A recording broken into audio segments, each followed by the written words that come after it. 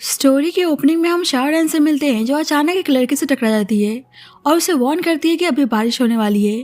पर वह लड़की शाहरुख की बातों पे यकीन नहीं करती है क्योंकि मौसम बहुत ही अच्छा था। लेकिन जब ही अचानक से बहुत ही तेज से बारिश होने लगती है। बात ऐसी थी कि शाहरुख जिसे भी टच करती थी उस पर्सन का फ्यूचर वे साफ देख सकती थी। पर उसकी ये एबिलिटी कभी कभी उसके फेवर में होती है पर कभी कभी उसे ही फायर बैक करती है। शाहरुख गो ग्रुप में काम करती थी और एक क्लाइंट उसको परेशान करने की कोशिश करता है पर अनजाने में शाहरुख उसको हिट कर देती है। इसलिए वह आदमी उसको मारने के लिए जाता है और जब शाहरुख का बॉस आकर उसकी हेल्प करता है और उस क्लाइंट के साथ अपने कॉपरेशन को टर्मिनेट कर देता है। शाहरुख के बॉस की बात करें तो उसका नाम गो जिनग्यू होता है। जिनग्यू बहुत ही ज्यादा एरोगेंट टाइप का पर्सन था और उसे स्ट्रेंजर से एलर्जी थी और कंपनी के एम्प्लॉयज उसे घोस्ट बुलाया करते थे क्योंकि सभी एम्प्लॉयज उससे बहुत ही डरते थे।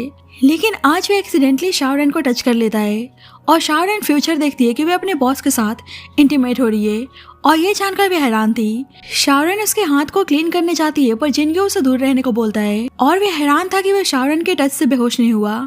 शाहरुख सोचती है कि बॉस बहुत ही ज्यादा बैड टेम्पर के हैं लेकिन साथ के साथ वह कितने ज्यादा हैंडसम है और उसे देखकर उसको नोज ब्लीडिंग होने लगती है। इसलिए जिनग्यू उसे अपना हैंकरचीफ देता है। शाहरुख बोलती है कि प्लीज आप मुझे गलत मत समझना, आपको लेकर मेरी ऐसी वैसी कोई इंटेंशन नहीं है। अब कल एक इम्पोर्टेंट फोटोशूट था इसलिए जिनग्यू उसे प्रिपेयर रहने को बोलता है।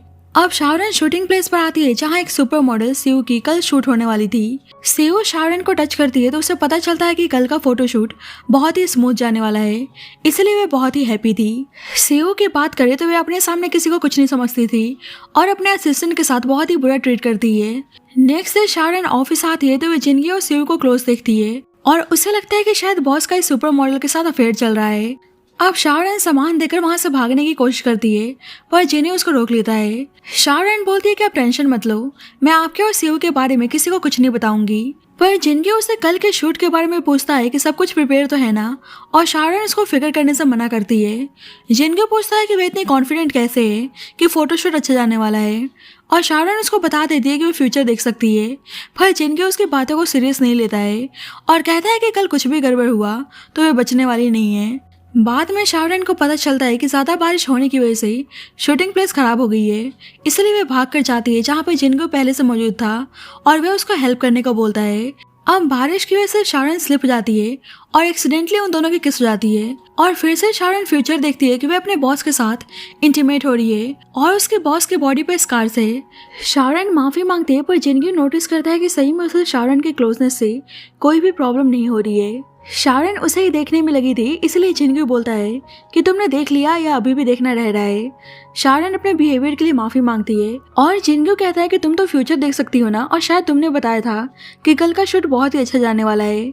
अब शाहरुख परेशान चाहती है और देखती है कि जिनग्यू उसके काफी क्लोज है और सोचती है कि वे दोनों इंटीमेट तो होने ही वाले हैं, इसलिए अपने आईज क्लोज कर लेती है ताकि जिनग्यू उसे किस करे।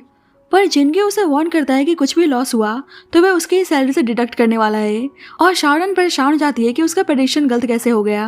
बाद में शाहरुख उसको कपड़े देने आती है और देखती है कि जिनगी की बॉडी पर कोई भी स्कार नहीं है और उसने अपने फ्यूचर में देखा था कि उस वक्त उसकी बॉडी पर स्कार था, इसलिए उसके पास जाकर चेक करने लगती है कि आखिरकार स्कार कहाँ गया। जिनकी उसे ऐसे करने से रोकता है और उसे इस बार भी रियलाइज होता है कि वह शाहरुख के टच करने पर बिल्कुल ठीक है। कुछ देर बाद सीयू आती है और बोलती है कि प्रॉप सारा खराब हो गया है और वे कल का शूट कैसे करेगी और सीयू के टच से जिनगी को चक्कर आने लगते हैं और उसे एहसास होता है कि वह शाहरुख को जब भी टच कर रहा है उसे कोई प्रॉब्लम नहीं हो रही है।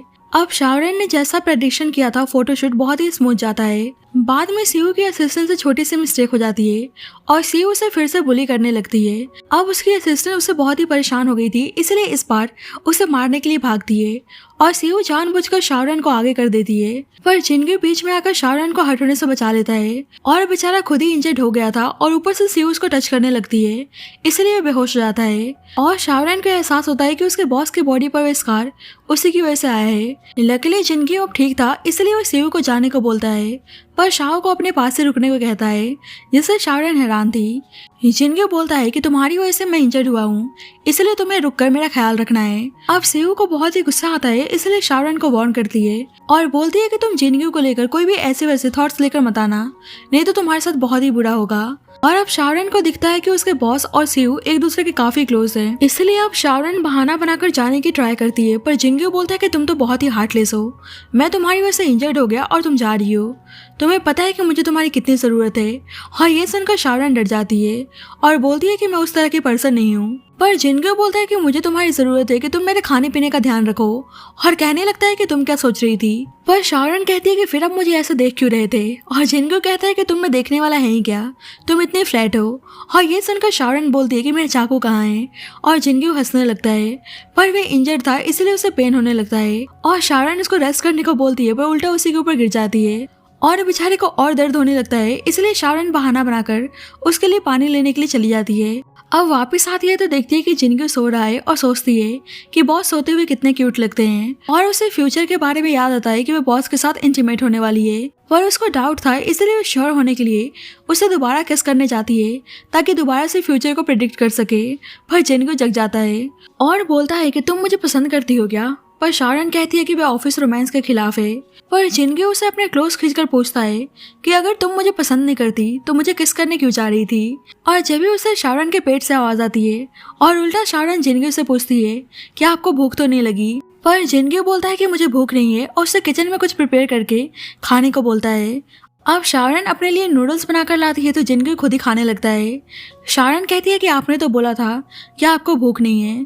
पर जिनग्यो कहता है कि हाँ पहले नहीं थी पर अब है। और शाओरन का मुंह बन जाता है, कहाँ बेचारी नूडल्स खाने के लिए इतनी एक्साइटेड थी। अब अचानक से जिनग्यो उसके पास आता है और बोलता है कि तुम मुझे आकर्षित कर रही हो। और जब भी शाओरन के पास किसी की कॉल आती है जिनग्यो उसको रोकता है, पर वे भागकर चली जाती है।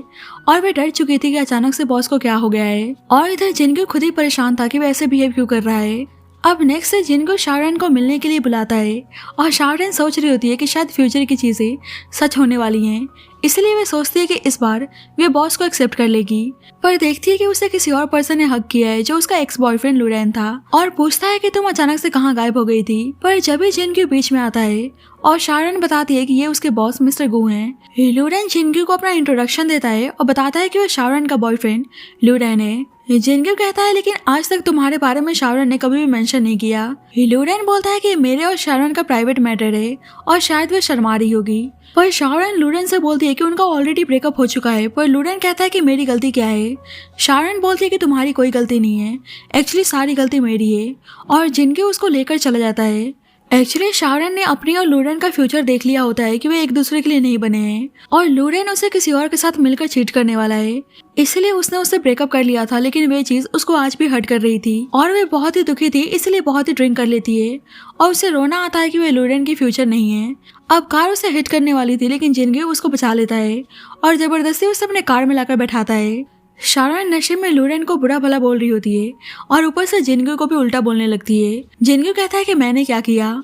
शाओरन बोलती है कि तुम्हारा रिलेशन सीयू से है और फिर भी तुम मेरे साथ सोए। जिनग्यो तो हैरान था और बोलता है कि भला मैं तुम्हारे साथ कब सो गया। और शाओरन बोलती है कि तुम फ्यूचर में मेरे साथ सोने वाले हो और कहती है कि मैं किसी को भी किस करके उसके फ्यूचर को देख सकती हूँ।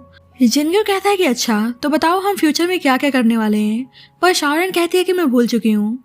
जिनग्यो बोलता है कि तुम टेंशन मत लो, मैं तुम्हें याद दिलाने में तुम्हारी हेल्प करता हूँ और उसे किस करने लगता है। अब जिनग्यो उसे अपने घर लेकर आता है और दोनों एक दूसरे के साथ इंटीमेट होने लगते हैं। शाओरन उसको रुकने को बोलती है पर जिनग्यो कहता है कि तुमने ये सब करते हुए फ्यूचर देखा है ना, इसलिए मैं तुम्हारे प्रेडिक्शन को सही कर रहा हूँ और उसके साथ इंटीमेट होने लगता है। पर शाओरन ने बहुत ही ड्रिंक कर लिया था इसलिए उसे वॉमिटिंग होने लगती है। अब नेक्स्ट डे शाओरन की नींद खुलती है तो वह देखती है कि उसके कपड़े चेंज हैं और वह सोचती है कि शायद मैं उस घोस्ट के साथ इंटीमेट हो चुकी हूँ और बहुत ही फ्रस्ट्रेट हो जाती है। और जब भी जिनग्यो उसके पास आता है और उसको देखकर डर जाती है। जिनग्यो बोलता है कि तुम्हें पता भी है कि रात में तुमने कितना परेशान किया। अब शाओरन को लगता है कि शायद उनके बीच में कुछ ऐसा वैसा कुछ हुआ है, इसलिए बोलती है कि हम ऐसे प्रिटेंड करते हैं कि जैसे हमारे बीच में कुछ भी ना हुआ हो। और जिनग्यो साफ इनकार कर देता है। शाओरन बोलती है कि ठीक है, मैं आपके साथ सो चुकी हूँ और मैं बहुत ही बेकार लड़की हूँ, इसलिए आपको मेरी रिस्पॉन्सिबिलिटी लेने की जरूरत नहीं है। जिनग्यो बोलता है कि तुम दावा करती हो कि तुम फ्यूचर प्रेडिक्ट कर सकती हो, तो तुम्हें याद नहीं है कि हमारे बीच में क्या हुआ था। शाओरन बोलती है कि मैं फ्यूचर देखती हूँ ना कि पास्ट। और जिनग्यो को लगता है कि वह जानबूझकर झूठ बोल रही है। पर शाओरन कहती है कि सही में मैं फ्यूचर देख सकती हूँ। जिनग्यो उसे प्रूव करने को बोलता है, इसलिए शाओरन उसके हाथ को किस करके बताती है कि वह जल्दी एंग्जाइटी की वजह से इंसोम्निया से सफर करने वाले हैं और जिसकी वजह से उन्हें डॉक्टर के पास जाना होगा और हम दोनों लेक साइड पे मिलने वाले हैं। और इसके बाद वे ऑपरेशन से रिलेटेड फ्यूचर देखती है और सोचती है कि कहीं बॉस बीमार तो नहीं है, इसलिए उसे हॉस्पिटल चेकअप करवाने के लिए जाने को बोलती है। पर जिनक्यू बोलने लगता है कि तुमने पक्का डॉक्टर को ब्राइब दिया होगा, इसलिए खुद को प्रूव करने के लिए मुझे डॉक्टर के पास जाने को बोल रही हो। और अभी भी उसे उसकी बातों पे भरोसा नहीं था। बाद में लूरेन शाओरेन को मिलने के लिए बुलाता है, पर शाओरेन कहती है कि उनका ऑलरेडी ब्रेकअप हो चुका है। पर लूरेन उसके साथ डिनर पर चलने के लिए इंसिस्ट करता है। जल्दी वहाँ पर जिनक्यू आता है और बोलता है कि शाओरेन अभी बिजी है। पर शाओरेन तो जिनक्यू पर गुस्सा थी कि उन्हें उसकी बातों पर भरोसा नहीं है, इसलिए वे लूरेन के साथ डिनर पर चलने के लिए तैयार हो जाती है। अब जिनक्यू भी वहाँ पे पहुँच जाता है और जिनक्यू और लूरेन के बीच में कोल्ड वॉर चलने लगता है, जिस वजह से शाओरेन बहुत ही फ्रस्ट्रेट हो जाती है। और अभी भी दोनों आर्गुमेंट्स करने में लगे थे। जिनक्यू शाओरेन को खिलाने के लिए जाता है, पर झट से लूरेन खा लेता है और लूरेन बार बार जिनक्यू को इरिटेट करने में लगा था। अब दोनों एक दूसरे से फ्रस्ट्रेट होकर बहुत ही ड्रिंक करने लगते हैं और दोनों नशे में वहीं पर सो जाते हैं और शाओरेन इरिटेट होकर वहाँ से चली जाती है। अब रात में जिनक्यू शाओरेन के बारे में सोचने में लगा था और उसे बिल्कुल भी नींद नहीं आ रही थी, इसलिए नेक्स्ट डे डॉक्टर के पास जाता है और डॉक्टर सेम वही बोलता है जो शाओरेन ने कहा था कि वह इंसोम्निया से सफ़र कर रहा है। और जिनक्यू हैरान था कि शाओरेन सही में फ्यूचर देख सकती है, इसलिए आकर शाओरेन से बोलता है कि तुम सही बोल रही थी, सही में डॉक्टर ने कहा कि वो एंग्जाइटी की वजह से इंसोम्निया से सफ़र कर रहा है। और आज दोनों सही में लेक साइड पर मिलने के लिए आए थे, इसलिए जिनक्यू पूछता है कि उसने कहा था ना कि वे दोनों एक होने वाले हैं, क्या वह बात सच थी? और शाओरेन कहती है कि मैंने बस फ्यूचर देखा है और आपको पता है कि हमारे बीच में ऑलरेडी सब कुछ हो चुका है। और जिनक्यू उसे वीडियो दिखाता है कि रात में उनके बीच में कुछ नहीं हुआ था, उल्टा नशे में शाओरेन उसे बहुत ही परेशान कर रही होती है और इसके बाद जिनक्यू ने उसको बात देकर सुला दिया था। और ये सब देखकर शाओरेन को बहुत ही अजीब लगता है। जिनक्यू कहता है कि तुमने देख लिया ना कि हमारे बीच में कुछ नहीं हुआ है, इसका मतलब हम फ्यूचर में एक होने वाले हैं। पर शाओरेन पूछती है कि उनका सीयू से क्या रिलेशन है और जिनक्यू बताता है कि हम दोनों की फैमिलीज काफ़ी सालों से फ्रेंड्स हैं और मैं बस सीयू को अपना दोस्त मानता हूँ और कुछ नहीं, और मेरे दिल में बस तुम हो। इसलिए उसे अपनी गर्लफ्रेंड बनने को बोलता है और शाओरेन उसके इस प्रपोजल को एक्सेप्ट कर लेती है और जिनक्यू उसको प्यार से किस करता है।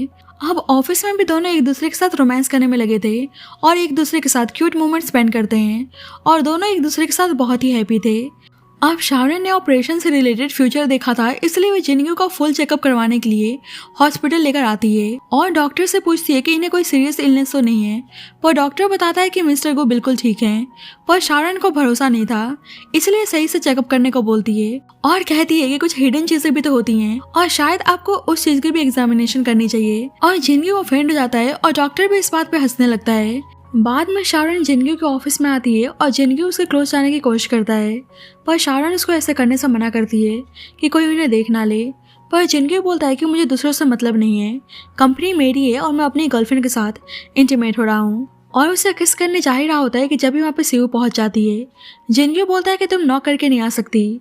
अब शाओरेन जा रही होती है तो जिनक्यू उसको रोककर किस करता है और आज रात उसको साथ में डिनर करने को बोलता है। और ये सब देखकर सीयू को बहुत ही गुस्सा आता है कि शाओरेन उसके साथ कॉम्पीट करने की कोशिश कर रही है। बाद में शाओरेन नोटिस करती है कि उससे नोज ब्लीडिंग हो रही है और उसको डाउट होता है कि अगर जिनक्यू बीमार नहीं है इसका मतलब वे खुद है। और शाओरेन को पता चलता है कि उसको ब्रेन ट्यूमर है और डॉक्टर उसको सही से ट्रीटमेंट लेने को बोलता है। अब ये जानकर शाओ बहुत ही परेशान हो जाती है और उसे बहुत ही रोना आता है। इधर जिनक्यू देखता है कि अभी तक शाओरेन घर नहीं आई, इसलिए उसको कॉल करता है और शाओरेन बहुत ही नॉर्मल बिहेव करती है। ये जिनक्यू पूछता है कि उसे हॉट बेड के लिए कौन सी यूटेंसिल यूज करनी चाहिए, उसको समझ में नहीं आ रहा है। शाओरेन कहती है कि आप इतनी क्लमसी हो, अगर मैं नहीं रही तो आपका क्या होगा। पर जिनक्यू कहता है कि मैं तुम्हें कहीं नहीं जाने दूंगा और इस लाइफ में तुम हमेशा मेरे पास ही रहोगी। और यह सुनकर शाओरेन और ज्यादा रोने लगती है, पर बोलती है कि वैसे मैं भी आपको छोड़कर कहीं नहीं जाने वाली और बताती है कि वह जल्दी घर पहुंचने वाली है। पर उसे बहुत ही रोना आता है क्योंकि उसने ऐसा कुछ कभी सपने में भी नहीं सोचा था। अब सीयू शाओरेन को मारने के लिए अपने एक आदमी को भेजती है और दूसरी साइड जिनक्यू को पता चलता है कि कोई शाओरेन का पीछा कर रहा है, इसलिए उसको बचाने के लिए निकल जाता है। इधर वे आदमी शाओरेन को मारने के लिए जाता है और शाओरेन खुद को बचाने की कोशिश करती है, पर वे आदमी उस पर हावी पड़ने लगता है। पर जब भी जिनक्यू उसका पता लगा के वहाँ पे पहुंच जाता है और वे आदमी जिनक्यू को हर्ट कर देता है, लेकिन फिर भी जिनक्यू उस आदमी से शाओरेन को बचा लेता है। अब शाओरेन जिनक्यू की ड्रेसिंग कर रही होती है और जिनक्यू बताता है कि मुझे फर्स्ट टाइम से ही तुम्हारे अंदर इंटरेस्ट आने लगा था क्योंकि बस तुम ही मुझे टच कर सकती हो। पर मैं अपनी फीलिंग्स को लेकर थोड़ा सा अनश्योर था, पर आज के इंसिडेंट के बाद मुझे ऐसा लगा कि अगर तुम मेरी लाइफ में नहीं रहोगी तो मैं पागल हो जाऊंगा, इसलिए प्लीज मुझको छोड़कर मत जाना। अब शाओरेन कुछ बोलती है कि जिनक्यू उसको किस करने लगता है। बाद में शाओरेन देखती है कि लूरेन एक बच्चे को खिला रहा है और उसने फ्यूचर में यही सब देखा था, पर उसे पता चलता है कि ये बच्चा लूरेन के टीचर की वाइफ का है और अब शाओरेन को एहसास होता है कि उसने लूरेन को मिसअंडरस्टूड किया और उसे याद आता है कि उसने कैसे लूरेन से बोला था कि वह उसके साथ ब्रेकअप करना चाहती है। पर लूरेन पूछता है कि तुम इतनी श्योर कैसे हो कि मैं तुम्हारा रियल फ्यूचर नहीं हूँ। और अब शाओरेन को बहुत ही बुरा लगता है कि उसने लूरेन को गलत समझा। लूरेन बोलता है कि मेरे दिल में सिर्फ तुम हो, इसलिए प्लीज तुम मुझे एक और चांस दे दो। पर शाओरेन माफी मांगती है और बताती है कि वह सिर्फ जिंग्यू से प्यार करती है। और जब भी वहाँ पर जिंग्यू आता है और उसे अपने साथ लेकर चला जाता है और वे बहुत ही हैप्पी था कि शाओरेन उसे प्यार करती है। शाओरेन कहती है कि मैं आपसे कुछ बताना चाहती हूँ और कहती है कि मुझे पता है कि मैंने हम दोनों को एक साथ फ्यूचर में देखा था और उस फ्यूचर की चीजों को फुलफिल करने के लिए मैं आपके क्लोज आई और मुझे ये भी पता है कि उसके बाद आपने मुझे बुली होने से बचाया और आप मुझे प्रोटेक्ट करते हुए आ रहे हो। इसलिए बस मैं चाहती हूँ कि फ्यूचर में भी आप हमेशा मेरे साथ रहो। और उसको किस करती है।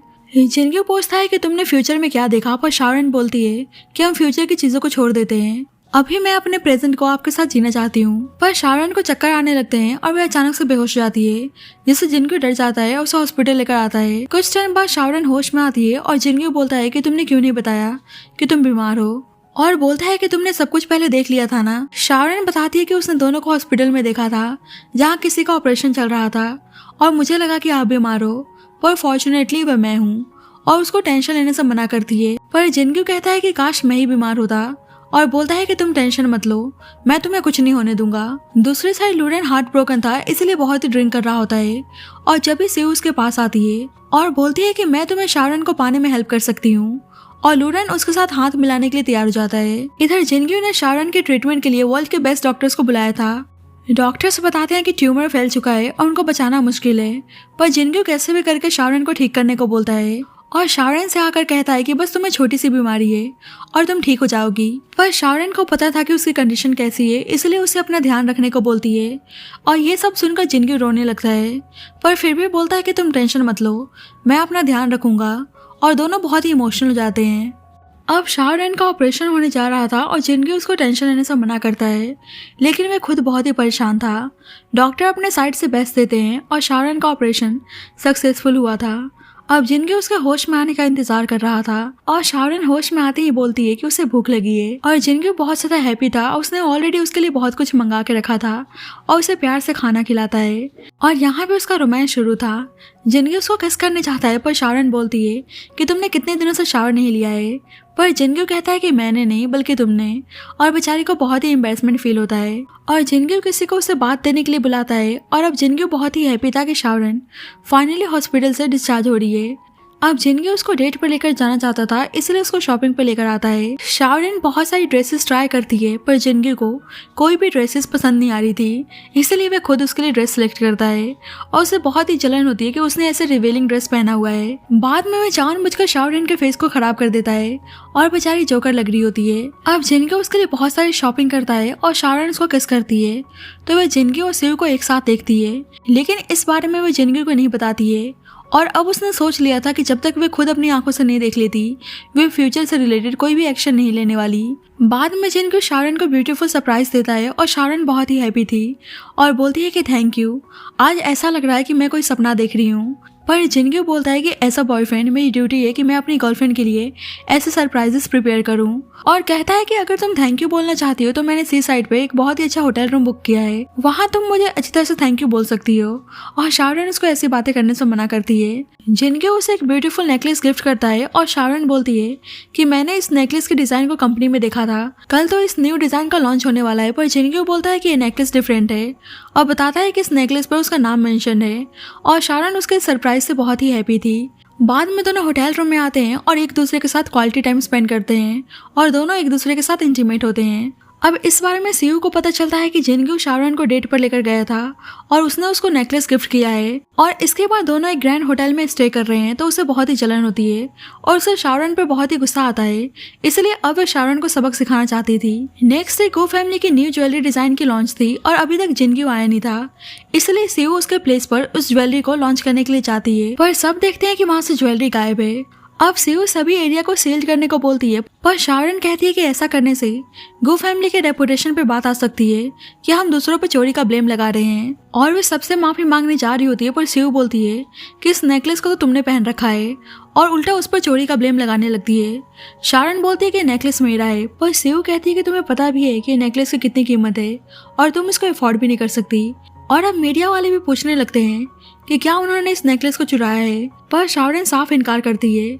अब सीयू जबरदस्ती उस नेकलेस को उसके गले से उतार लेती है, और अब वे कैसे भी करके शाओरन को ह्यूमिलेट करना चाहती थी, इसलिए बोलती है क्या पता इसने कुछ और भी चुराया हो। शाओरन उसको बकवास बंद करने को कहती है, पर सीयू सबके सामने उसे अनड्रेस करके चेक करने को बोलती है।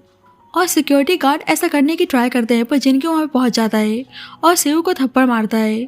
शाओरन माफी मांगती है, पर जिनक्यू बोलता है कि इसमें तुम्हारी कोई गलती नहीं है, और बोलता है कि किसी ने भी शाओरन को बुली करने की हिम्मत की तो मैं उसको नहीं छोड़ने वाला। और मीडिया पर्सन से सारी फोटोज को डिलीट करने को बोलता है। अब सब कहने लगते हैं कि आखिरकार वे शाओरन का इतना साइड क्यों ले रहे हैं, जिस पर जिनक्यू बोलता है कि शाओरन मेरी फियांसे है, और सीयू के साथ साथ सभी हैरान थे। जिनक्यू कहता है कि मैंने खुद अपनी फियांसे को इस नेकलेस को गिफ्ट किया है, और सीयू कहने लगती है कि तुम ऐसा कैसे कर सकते हो। जिनक्यू बोलता है कि मैं शाओरन से प्यार करता हूँ, तो तुम्हें प्रॉब्लम क्या है। जल्दी जिनक्यू का असिस्टेंट उस पर्सन को लेकर आता है जिसने नेकलेस की चोरी की थी, और इस पर्सन ने सीयू के कहने पर ऐसा किया था, और वे पर्सन कुछ बताता कि सीयू उसको पुलिस के हवाले करने को बोलती है। जिनक्यू सीयू से बोलता है कि हमारी फैमिली की वजह से मैं तुम्हें कुछ बोल नहीं रहा, पर ऐसी गलती दोबारा मत करना, और सबके सामने अनाउंस करता है कि वो सीयू के साथ अपने एंडोर्समेंट कॉन्ट्रैक्ट को टर्मिनेट कर रहा है, और सबको वार्न करता है कि किसी ने भी उसकी फियांसे के बारे में कुछ बेकार न्यूज़ पब्लिश किया तो वह उसको नहीं छोड़ने वाला। और शाओरन को अपने साथ लेकर चला जाता है, जिससे सीयू को बहुत ही गुस्सा आता है। अब इस बारे में सीयू जिनक्यू की मॉम को बता देती है, और उन्हें बहुत ही गुस्सा आता है कि जिनक्यू एक छोटी सी एम्प्लॉय को अपना फियांसे बता रहा है। और इस चीज का फायदा उठाकर सीयू उन्हें और ज्यादा भड़काने की कोशिश करती है कि शायद शाओरन बस जिनक्यू के पैसों के पीछे है। और उसकी बातों में आकर जिनक्यू की मॉम बोलती है कि तुम टेंशन मत लो, जो भी तुम्हारे साथ बुरा हुआ है मैं उसको ठीक करने की ट्राई करूंगी। और लूरेन के साथ प्लान बनाकर सीयू जिनक्यू की मॉम को एक रेस्टोरेंट में चलने को बोलती है, और वहाँ पे लूरेन ने ऑलरेडी शाओरन को मिलने के लिए बुलाया था। लूरेन को भी उसके और जिनक्यू के बारे में पता चला था, इसलिए दुखी मन से उसको कॉन्ग्रेचुलेट करता है। अब सीयू शाओरन को दिखाकर जानबूझकर बोलती है कि वो जिनक्यू की गर्लफ्रेंड है, और जिनक्यू की मॉम को बहुत ही गुस्सा आता है कि जिनक्यू ने पब्लिकली इस लड़की को अपना फियांसे बताया है, और वे इतनी बेशर्म है कि वे किसी और आदमी से मिलने के लिए आई है।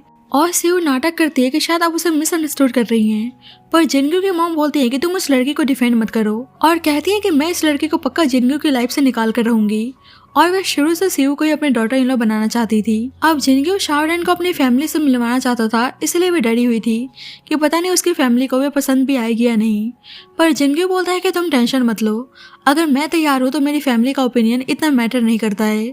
पर फिर भी शाओरन अपना बेस्ट देना चाहती थी, ताकि उसकी वजह से जिनक्यू और उसके फैमिली में कोई प्रॉब्लम क्रिएट ना हो। और जिनक्यू की मॉम को गिफ्ट करने के लिए एक ब्यूटीफुल नेकलेस बाय करती है। अब जिनक्यू उसे अपने घर लेकर आया था, और वे घबराई हुई थी, पर जिनक्यू बोलता है कि तुम टेंशन मत लो, मेरी मॉम बहुत ही अच्छी हैं। अब जिनक्यू शाओरन को अपनी मॉम से मिलवाने के लिए लाता है, तो उसकी मॉम शाओरन को 10 मिलियन का चेक लेकर चुपचाप उसे जिनक्यू की लाइफ से दूर जाने को बोलती हैं। जिनक्यू बोलता है कि आप शाओरन के साथ ऐसे बिहेव क्यों कर रही हैं, पर उसकी मॉम कहने लगती हैं कि वैसे भी ये लड़की तुम्हारे पैसों के लिए तुम्हारे साथ है। शाओरन उन्हें गिफ्ट देती है और बोलती है कि जिनक्यू उसके लिए प्राइसलेस है, इसलिए वह उनके पैसे को एक्सेप्ट नहीं कर सकती है, और ना ही वह जिनक्यू को छोड़ने वाली है।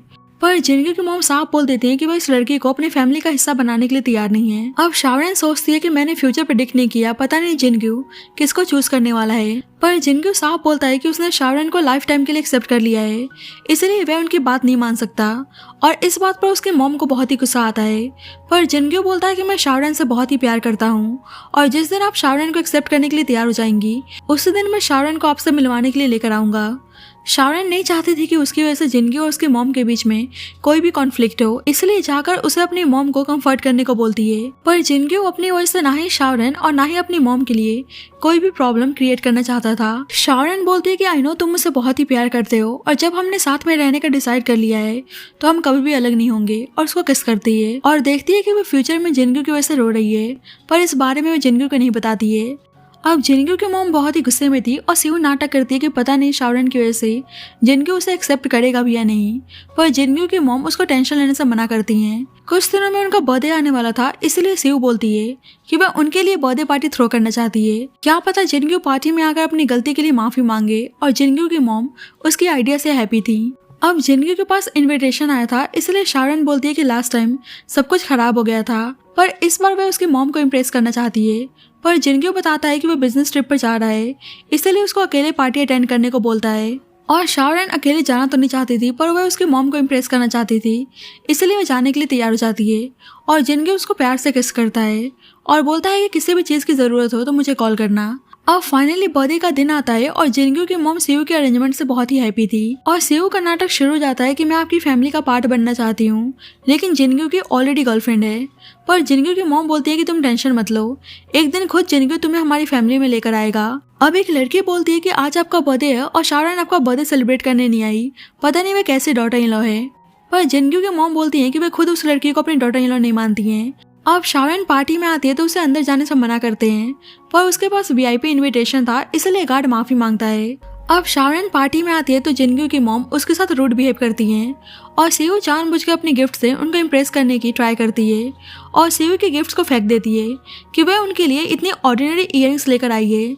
शाओरन बोलती है कि इयरिंग स्पेशल है और वह कुछ बोलती कि जब एक आदमी आकर उसके साथ बदतमीजी करने लगता है और ऐसे दिखाने की कोशिश करता है कि उसका शाओरन के साथ कुछ पास्ट रिलेशन है, और सब शाओरन की बुराई करने लगती हैं कि वह इतनी बेकार डॉटर इन लॉ है। और ये सब सुनकर जिनग्यू की मॉम को बहुत ही गुस्सा आता है। शाओरन उन्हें एक्सप्लेन करने की ट्राई करती है कि उसे फ्रेम किया जा रहा है, पर अभी भी आदमी बदतमीजी कर रहा था, इसलिए शाओरन उसको थप्पड़ मारती है। और वे आदमी कुछ करता कि लुडेन आकर उस आदमी पर गुस्सा करने लगता है और सबको सुनाने लगता है कि वे शाओरन को ऐसे ट्रीट कर रहे हैं, और सब बातें करने लगते हैं कि अब ये पर्सन कौन है और शाओरन का इस पर्सन से क्या रिलेशन है। और एक लड़की बोलती है कि लू ग्रुप के प्रेसिडेंट लुडेन है, और सभी बातें बनाने लगती हैं कि शाओरन एक साथ दो प्रेसिडेंट को अपने पीछे घुमा रही है, इसलिए जिनग्यू की मॉम शाओरन को मारने के लिए जाती हैं, पर लुडेन बीच में आ जाता है और बोलता है कि शाओरन कभी भी जिनग्यू को हर्ट करने के बारे में नहीं सोच सकती और मैं इस चीज को खुद जिनग्यू के सामने क्लियर करूंगा। पर सीयू जानबूझकर सबको सुनाने लगती है कि तुम तो शाओरन के एक्स बॉयफ्रेंड हो, और ये जानकर जिनग्यू की मॉम को शाओरन पर बहुत ही गुस्सा आता है और उसे पैसे लेकर उनके बेटे की लाइफ से दूर जाने को बोलती हैं, पर शाओरन पैसे एक्सेप्ट करने से मना कर देती है। और शाओरन को बहुत ही बुरा लगता है कि उन्हें ऐसा लगता है कि वे पैसों के पीछे है, और ऊपर से सीयू बोलने भी लगती है कि सच तो यही है कि तुम पैसों के लिए जिनग्यू को सेड्यूस कर रही हो। शाओरन तो उसका इंटेंशन समझ रही थी, इसलिए बोलती है कि चाहे कुछ भी हो जाए मैं जिनग्यू को नहीं छोड़ने वाली। और इस बात पर सीयू को बहुत ही गुस्सा आता है और उसे बुरा भला बोलने लगती है, इसलिए लुडेन शाओरन के सपोर्ट में आता है। सीयू लुडेन से बोलती है कि तुम इस लड़की के लिए अपना रेपुटेशन खराब करना चाहते हो, पर लुडेन बोलता है कि बेशक मैं शाओरन का दिल नहीं जीत पाया, पर अभी भी शाओरन मेरी बेस्ट फ्रेंड है, और उसे वहां से लेकर चला जाता है। और लुडेन से माफी मांगता है कि उसकी वजह से उसे इतना कुछ फेस करना पड़ा, पर शाओरन बोलती है कि इसमें तुम्हारी कोई गलती नहीं है और आज के लिए उससे थैंक यू बोलती है। लुडेन कहता है कि अगर तुम मुझे अपना दोस्त मानती हो तो तुम्हें थैंक यू बोलने की जरूरत नहीं है, और कहता है कि जितना मुझे नॉलेज है वे इयरिंग इंटरनेशनल मास्टर लियाओ का वर्क है, लेकिन वे लोग अंधे हैं जो उसको पहचान नहीं पाए। शाओरन पूछती है कि उसे इयरिंग के बारे में इतना कुछ कैसे पता।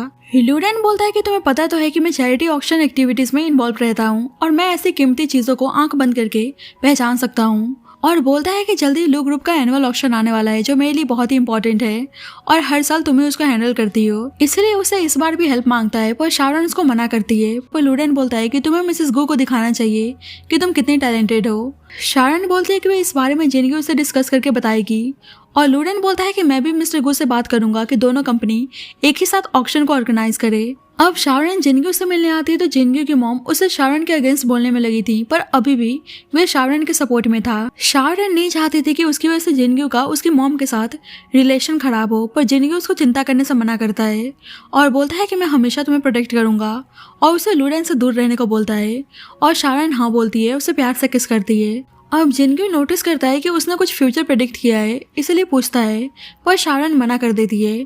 अब शाओरन ने ऑक्शन को सही से हैंडल किया था, इसलिए लुडेन उसको थैंक यू बोलता है, और बहुत ही लेट हो चुका था इसलिए अपने साथ डिनर पर चलने को बोलता है।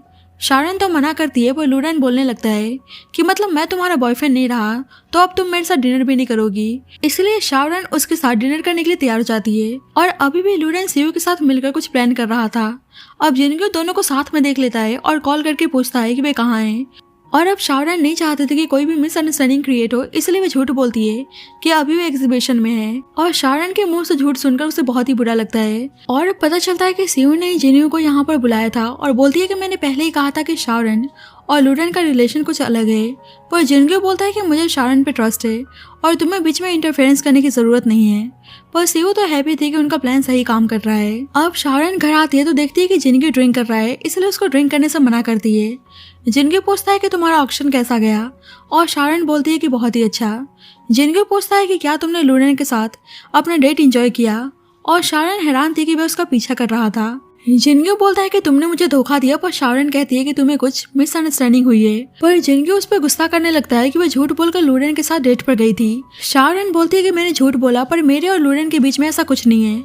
और जब भी लूरन की कॉल आती है कि क्या वह घर पहुंच गई और बोलने लगता है कि मैं तुमसे बहुत ही प्यार करता हूँ और कल उससे मिलने के लिए बहुत ही एक्साइटेड था। शाओरन हैरान थे कि वह ऐसा क्यों बोले जा रहा है और जिनग्यो गुस्सा करने लगता है और बोलता है कि तुम इन चीजों को मिसअंडरस्टैंडिंग बता रही थी। शाओरन बोलती है कि मैंने पहले ही लूरन को क्लियर कर दिया था कि हमारे बीच में कुछ नहीं हो सकता। पर अब जिनग्यो बहुत ही गुस्से में था और उसे ऑक्शन प्रोजेक्ट से विड्रॉ करने को बोलता है। शाओरन बोलती है कि तुम इतना इमोशनल क्यों हो रहे हो और जिनग्यो कहने लगता है कि तुम प्रोजेक्ट से इसीलिए विड्रॉ नहीं करना चाहती हो क्योंकि तुम्हें लूरन के क्लोज रहना है। शाओरन को बहुत ही बुरा लगता है कि वह उसके बारे में ऐसा सोचता है और कहने लगती है कि तुमने भी मुझसे प्रॉमिस किया था कि तुम सियू को अपने कंपनी से निकाल दोगे, लेकिन फिर भी वे तुम्हारी कंपनी के लिए एंडोर्स कर रही है। क्या तुम उसे कंपनी से विड्रॉ करने के लिए बोल सकते हो? और पता चलता है कि सियू की मॉम ने उसकी कंपनी में सियू को एक चांस देने के लिए रिक्वेस्ट किया था और वह उनको मना नहीं कर पाता है। इसलिए अब शाओरन से बोलता है कि वह सियू को कंपनी से नहीं निकाल सकता और शाओरन को बुरा लगता है, इसलिए बोलती है कि मैं भी उस प्रोजेक्ट से विड्रॉ नहीं करने वाली और कहती है कि लूरन ने शुरू से मुझे स्पेसिफिकली इसी ऑक्शन के लिए साइन किया था, इसलिए मैं उस ऑक्शन से विड्रॉ नहीं करने वाली। और ये सुनकर जिनग्यो को बहुत ही गुस्सा आता है। बाद में शाओरन ऑक्शन में थी और वह गलती से गिरने वाली थी, पर लूरन उसको संभाल लेता है। अब दोनों को क्लोज देखकर जिनग्यो को बहुत ही गुस्सा आता है और वह शाओरन को लेकर जाने लगता है। पर लूरन बोलता है कि तुम शाओरन पे गुस्सा मत करना। जिनग्यो बोलता है कि तुम होते कौन हो रैन के साइड से बोलने वाले। शाओरन बोलती है कि आई नो तुम अंदर ही अंदर बहुत ही गुस्से में हो, तो अपना गुस्सा तुम मुझ पे उतार सकते हो, तुम्हें लूरन को कुछ भी बोलने की जरूरत नहीं है। और लूरन बीच में बोलता है, इसलिए जिनग्यो को उस पर बहुत ही गुस्सा आता है। पर शाओरन ऐसे वर्क प्लेस पर हंगामा करने से मना करती है और लूरन नाटक करने लगता है कि तुम दोनों मेरी वजह से आपस में आर्गुमेंट मत करो और शाओरन जिनग्यो को वहां से लेकर चली जाती है। और लूरन और सियू बहुत ही हैप्पी थे कि उनका प्लान सही काम कर रहा है। अब सियू लूरन से शाओरन को ड्रग्स देने को बोलती है और कहती है कि आई होप इसके बाद हम दोनों के विशेस फुलफिल हो जाएं। अब काम खत्म करके शाओरन बहुत ही थक चुकी थी, इसलिए लूरन उसको स्पाइक कॉफी पीने को देता है और उसको अचानक से चक्कर आने लगते हैं और बेहोश हो जाती है। और लूरन उसके नशे का फायदा उठाकर उसे अपना बनाना चाहता था। इधर जिनग्यो देखता है कि शाओरन कहीं नजर नहीं आ रही, इसलिए उसको कॉल करता है, पर वे कॉल उठा नहीं रही थी, इसीलिए अपने असिस्टेंट से उसे ढूंढने को बोलता है। और सियू जानबूझकर कहती है कि अभी फाइनल प्रेजेंटेशन होने वाला है और शाओरन गायब है, इसलिए जिनग्यो आज उसे प्रेजेंटेशन देने को बोलता है ताकि ऑक्शन में कोई डिस्टर्बेंस ना आए।